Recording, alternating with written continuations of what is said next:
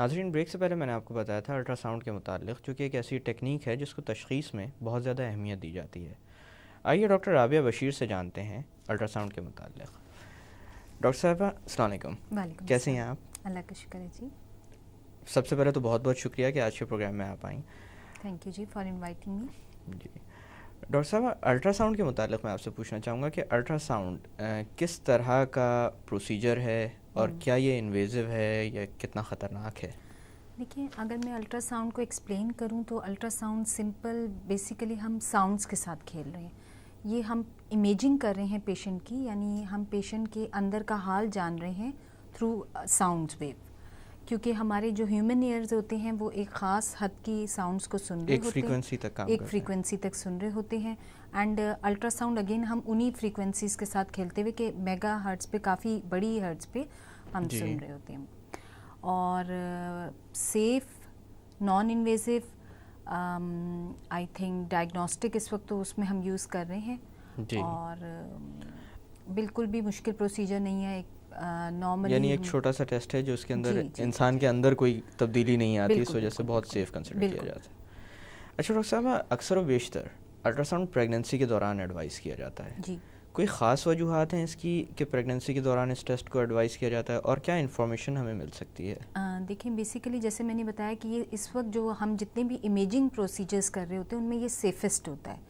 یعنی ultra sound وہ period عورت کی لائف میں آتا ہے جس میں ہمیں ہر وہ چیز کر رہے ہوتے ہیں جو ماں اور بچے دونوں کے لیے سیف ہو، تو اس میں اس کو بڑی پرائرٹی شامل ہے۔ الٹرا ساؤنڈ کو بہت اہمیت حاصل ہے، کیونکہ الٹرا ساؤنڈ ایک ایسا پروسیجر ہے جس میں نہ صرف بچے کو اور ماں کو کوئی نقصان نہیں ہے۔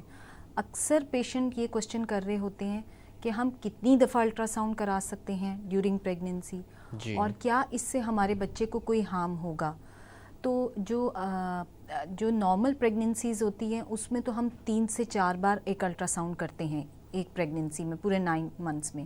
لیکن سم ٹائمز ہمارے پاس پریشیس پریگنینسیز ہوتی ہیں، کچھ کمپلیکیٹڈ پریگنینسیز ہوتی ہیں، تو اس میں الٹرا ساؤنڈ اتنا سیف ہے کہ اگر ہمیں یوں سمجھ لیجئے ایوری ویک بھی کرنا پڑے، ایوری 15 ڈیز پہ بھی کرنا پڑے، تو یہ سیفسٹ میتھڈ ہے، ہم کر سکتے ہیں۔ جی اچھا ڈاکٹر صاحب، جیسے کہ ایکس ریز کے معاملے میں کہا جاتا ہے کہ کانٹرا انڈیکیٹڈ ہوتے ہیں ڈیورنگ پریگنینسی، اسی طرح سے الٹرا ساؤنڈس کے ساتھ بھی کوئی ایسی کانٹرا انڈیکیشنز ہیں کہ کوئی ایسے مریض ہوتے ہوں جن کے اندر الٹرا ساؤنڈ ایڈوائز کرنا خطرناک ہوتا ہو یا نہ کیا جا سکتا ہو؟ نہیں، آئی تھنک میں نے اس کا اسٹارٹنگ میں جب ڈیفینیشن پہ ہم بات کر رہے تھے، ہم یہی بات کریں کہ بیسیکلی یہ ایک سیف میتھڈ ہے، یعنی اس سے کسی قسم کا، کیونکہ اس پہ کوئی خدا نخواستہ یہ صرف ساؤنڈ ویوز ہیں، آواز ہے، اور وہی کنورٹ ہو کے ہمیں ایک امیج نظر آتا ہے، تو اس لیے یہ اس کے لیے کوئی کانٹرا انڈیکیشن نہیں ہے۔ یعنی ہمیں ایسا نہیں ہے کہ کسی بھی پیشنٹ میں، کتنا بھی کریٹیکل پیشنٹ ہو، کتنا بھی چھوٹا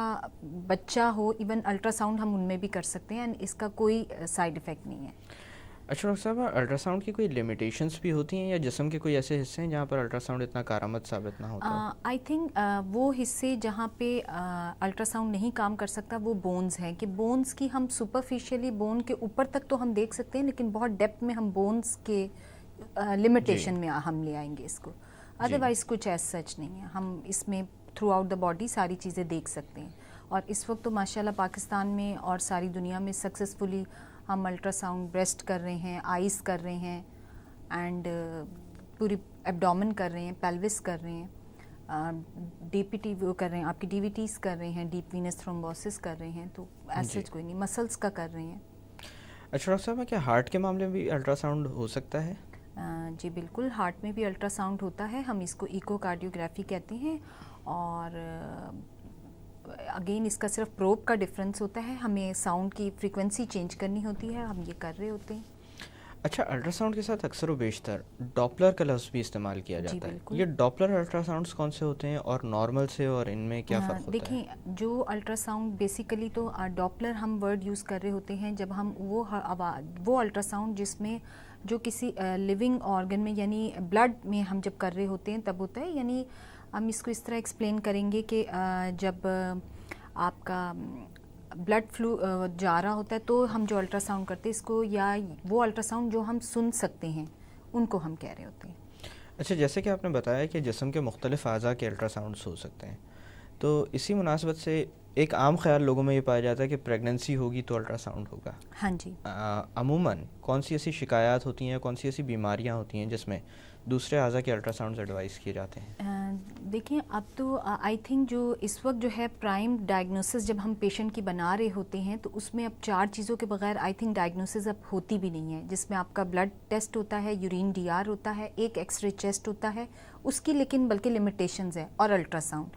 یہ 4 ٹیسٹ وہ بیسک ٹیسٹ ہیں جو آپ کسی بھی پیشنٹ کو انویسٹیگیٹ کرتے ہوئے آپ کو کرنے چاہیے بیسیکلی, کیونکہ انہی 4 میں کوئی نہ کوئی ہم جو بھی بلڈ رپورٹ یا یورین ڈی آر ہم دیکھ رہے ہوتے ہیں اس میں ہمیں نارملی پتہ چلتا ہے کہ باڈی فنکشن کیسے کر رہی ہے, لیکن انیٹمیکلی اس کی کیا کنڈیشن ہے, یعنی اس کے آرگنز دیکھنے میں کیسے ہیں یا اس کی اندر کیا چینجز آ گئی ہیں دیکھنے میں, یا یوں کہہ لیجئے کہ انٹرنل باڈی کا ہمیں ایک ویو آ جاتا ہے, ایک تصویر ہم لے لیتے ہیں.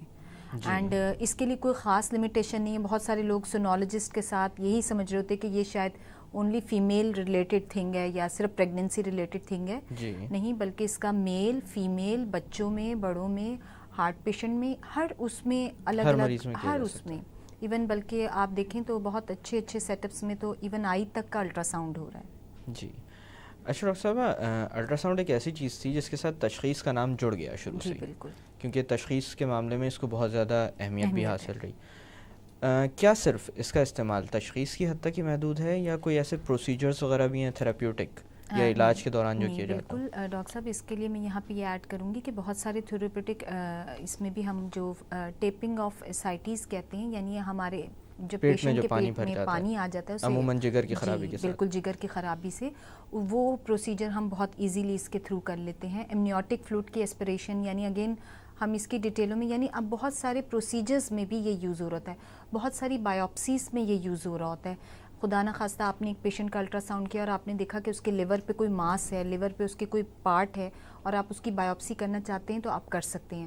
آپ نے پیشنٹ کا تھائرائڈ ایک الٹرا ساؤنڈ کیا اور اگر آپ نے دیکھا کہ اس پہ کوئی سسٹ ہے اینڈ اگر وہ پیشنٹ کاسمیٹکلی گراؤنڈ پہ اس سسٹ کو ریموو کروانا چاہتا ہے تو وہ پروسیجر آپ through ultrasound guided procedures اس کو کہہ رہے ہوتے ہیں, اور وہ اب بہت ساری چیزوں میں یوز ہو رہا ہوتا ہے. اچھا ڈاکٹر صاحب, جیسے کہ آپ نے لیور کا تذکرہ کیا, اکثر و بیشتر سی ایل ڈی کے پیشنٹس یعنی کرونک لیور ڈیزیز کے جن کے اندر ہیپاٹائٹس بی یا سی وجہ ہوتی ہے جگر کی خرابی کی, ان کے اندر بھی اس کو تجویز کیا جاتا ہے. جی بالکل. ان میں کیا اہمیت ہے اس ٹیسٹ کی اور کیا انفارمیشن مل سکتی ہے؟ دیکھیں سی ایل ڈی ایک بہت سیریس ایشو ہے. اس کے اندر بیسیکلی لیور کے اندر اتنی زیادہ چینجز آ رہی ہوتی ہیں کہ ان چینجز کو مانیٹر کرنے کے لیے فرسٹ آف آل تو ہم یہ دیکھیں کہ سی ایل ڈی ہوا ہی کیوں تھا. یہ چیز بھی ہم کبھی کبھی one of the causes of that is کہ گال بلیڈر میں آپ کے اسٹون آبسٹرکٹ ہوا تھا, وہ آپ کا ڈائگنوز ہو جاتا ہے اس کے اوپر. اینڈ پلس یہ ہوتا ہے کہ لیور کے اندر جتنی بھی چینجز آ رہی ہوتی ہے, لیور کی دیکھنے میں ٹیکسچر چینج ہونا, لیور کا سائز اپ اینڈ ڈاؤن ہونا, یعنی سائز بڑا ہونا یا چھوٹا ہونا, یہ سب وہ تمام چیزیں ہیں جو ہم سی ایل ڈی کے پیشنٹ میں نوٹ کر رہے ہوتے ہیں. تو اس کا ایک تو یہ کہ پیشنٹ کی وہ جتنی بھی رپورٹنگ ہوتی ہے وہ بہت کاؤنٹ میٹر کر رہی ہوتی ہے کہ وہ ساری ایک فائل میں ہو, تاکہ ڈاکٹر کے لیے یہ آئیڈیا ہونا کہ اس کا لیور اگر 2 سال پہلے 14.5 سینٹی میٹر تھا تو 2 سال بعد یا آفٹر ٹریٹمنٹ یا ٹریٹمنٹ نہیں بھی اس نے کرایا تو اب وہ اس کی کیا کنڈیشن ہے, یعنی لیور شرنکن تو نہیں ہو گیا. لیور کی یہ جو گراس انیٹمی ہے وہ ہم اس پہ دیکھ سکتے ہیں. اچھا ڈاکٹر صاحب, پریگننسی کے دوران اکثر و بیشتر اس کو استعمال کیا جانے لگا تھا, کچھ عرصے پہلے تک بہت زیادہ استعمال کیا جانے لگا تھا بچوں کی سیکس کے بارے میں جاننے کے لیے کہ ہونے والا بچہ میل ہوگا یا فیمیل ہوگا. جی بالکل.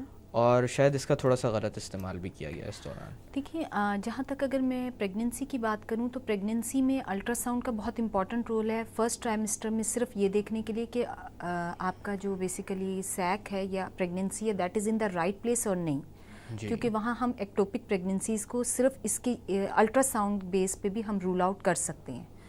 سیکنڈلی جو آپ بات کر رہے ہیں that is in the second ٹرائمسٹر, یہ جب ہم پیشنٹ اپنا پہلا پڑاؤ پورا کر لیتی ہے اور سیکنڈ ٹرائمسٹر چلتا ہے, بچے کی سیکس بن جاتی ہے, تو بہت ساری پیشنٹ کا مین ایمفسس جو الٹرا ساؤنڈ کا تھرو آؤٹ دیئر پریگننسی ہوتا ہے کہ وہ شاید ایک ونس ان اے بلو مون جانا چاہتے ڈاکٹر کے پاس کہ ہمیں بیبی کی سیکس بتا دی جائے.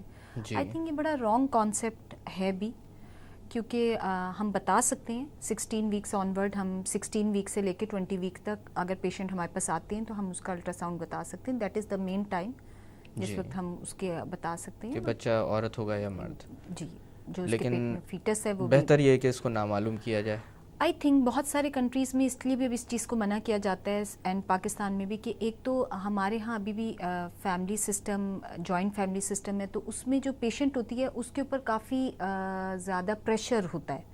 اگر ان کیس اس کا فرسٹ بیبی لڑکی ہے تو بھی، حالانکہ ہم لوگوں کے لیے بینگ سونالوجسٹ یہ دیکھنا زیادہ امپورٹنٹ ہوتا ہے کہ بننے والا فیٹس ٹھیک ہے کہ نہیں، بچہ صحت مند ہے، بچہ ٹھیک ہے یا نہیں، بچہ کے مطلب بچے میں کوئی بناوٹی نقص نہ ہاں آیا جی ہو، کوئی نقص نہ ہو بچے میں، یہ چیز نہ ہو کہ. اور لیکن عام لوگوں کو صرف یہ انٹرسٹ، ان کا مین جو ایمفیسس ہوتا ہے وہ اسی چیز پہ ہوتا ہے. ڈاکٹر صاحب یہاں پہ تھوڑی دیر کے لیے باتوں کا سلسلہ روکتے ہیں. ناظرین وقت ہو ایک چھوٹی سی کمرشل بریک کا. بریک سے واپس آ کر الٹرا ساؤنڈ کے متعلق مزید بات کی جائے گی. Keep watching the health show.